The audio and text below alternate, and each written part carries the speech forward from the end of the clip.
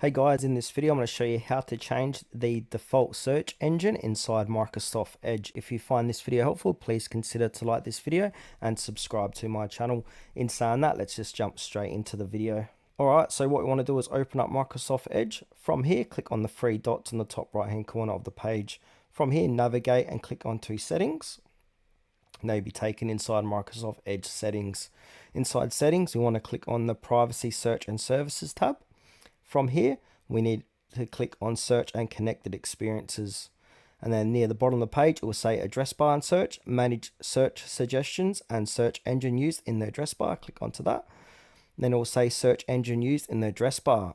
So we can change it by clicking on the drop down menu, and you can change it to Bing, Yahoo, Google, DuckDuckGo, or whatever popular search engine that's in your region. Then from here, if I want to change it to DuckDuckGo, I'll simply click on DuckDuckGo.